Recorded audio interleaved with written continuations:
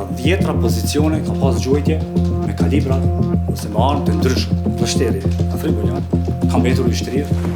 Zyrtari i Njësisë për Ndërhyrje të Shpejtë në kuadër të Policisë së Kosovës, Alban Rashidi, ka treguar në detaje se cilën pikë se çfarë ka ndodhur gjatë sulmit terrorist në Banjsk. Gjatë dëshmisë së tij, Rashidi gjithashtu tregoi edhe për momentin e rënies heroike të rështerit Afrim Bunjaku. Sa kemi arritur në fshatin Banjska, në saksisht të ura, në anën e djathtë që shpje rruga për fshatin Banjska, kemi vërejtur 2 kamion peshe rënd që kam bloku ose kam barikadu urën. Kemi vëzhgu fillimisht se a ka diçka të dyshimt, nuk kem pa ndonjë lëvizje ose ndonjë person që lëviz, përveç ato 2 kamiona. Kolegë kanë tentu me lemu mënyrën me njëherë dhomën komanduse, i kem dhomën informatën që 2 kamiona kanë bloku urën, hyrjet fshatit Banjska, në dhoma komanduse se 2 njësi janë dërguar në drejtim Kjush, para asistencë.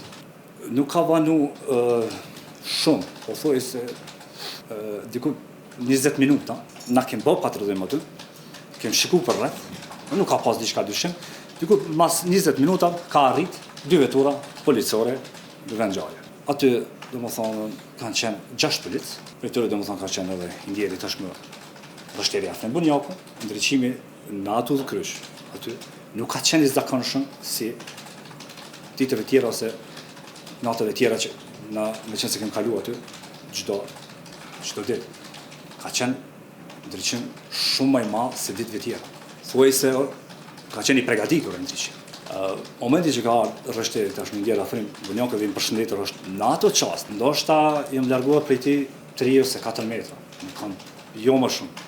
Nga ana e majt, ka ndodhur një shpërthim i papritur. Mënyrë kam kuptuar që jam plagos në krahun e majt. Shpërthim shumë i madh, po thuaj se në mesin tonë nuk e kem ditë se ka ardhur.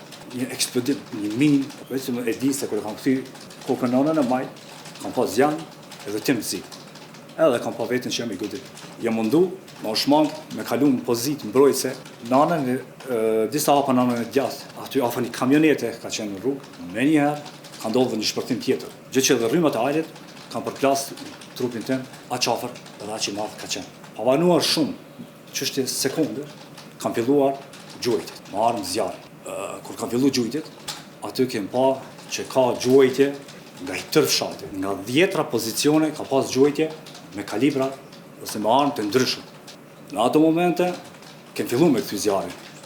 Pastaj kem lokalizuar nga po vinë gjujtjet.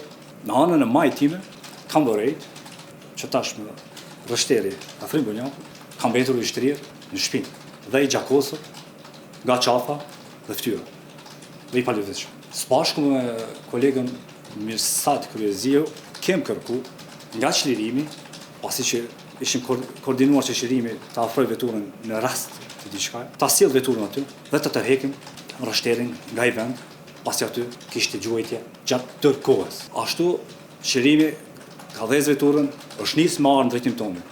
Ose kanë dalë prej asaj zonës ku e kanë parkuar veturën që ka qenë pak si mbuluar, ka dalë në dritë, e kanë godit prella të ndryshme, gjujtje të shumta dhe e kanë bërë lëvizjen veturën të palëvizshme. Gjatë tërë kësaj kohe ditë të cikët, unë kam qenë i plagosur, po nuk i kam treguar kolegëve, që mos më ra morali, edhe me psu humbje, e kam mbajtur të fshirë.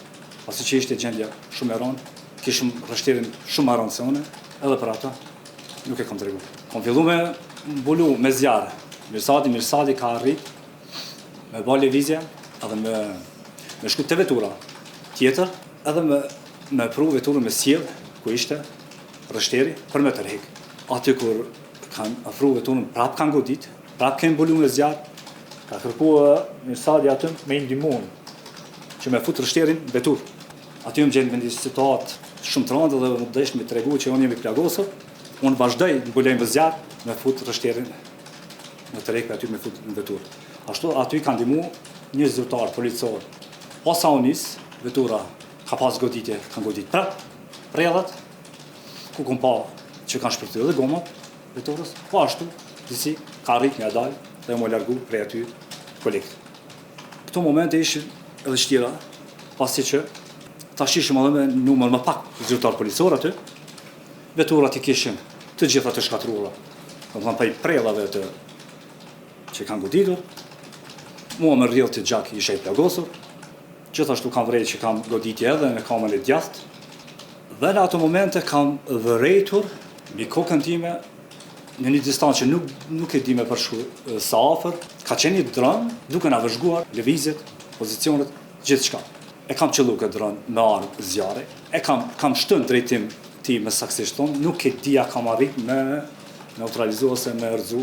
Aty, pasi që gjendja sa vinte edhe rëndoj, kem arrit disa kolegë me mbullim të zjarrit gjithmonë, me i gërbullu, edhe më u bë bashkë aty te kamioneta, pasi që aty ishte një moroj, dhe aty nga kolegët, duke parë gjendjen që tashmë edhe në fshat, gjuajtjet thoi se u ndalën dhe kishte lëvizje të dyshimta, mendoja se ata persona që në sulmonin kësaj grup janë duke afruar te zona ku ishim ne, domethënë te ura.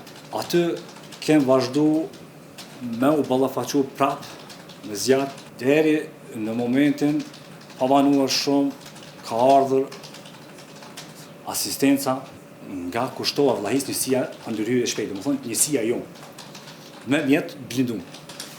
Dëmtimet e mia kanë qenë, një goditje ka qenë, besoj që ka qenë Gambina, në krahun e majt, pjesën mbrapa, kam pas goditje, aja prej edhe ka arrit prej këtuj, me dalë në krahëror para, pra për shfut në pjesën e gjoksit, dhe më është ndalër dikun këtë pjesën afër zemrës më shkru pak më mirë. Një goditje tjetër, kam pas në kamën e djathtë, pjesën e brendshme. Të dy goditje, domethënë, janë plagë të hapura.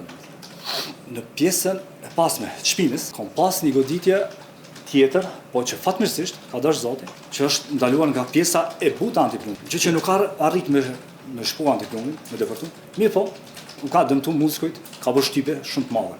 Një prell tjetër ka godit pjesën e mesit. Në pjesën më saktësisht të antiplumit, pjesën e fortë të antiplumit, e cila nuk më ka shkaktu dëme.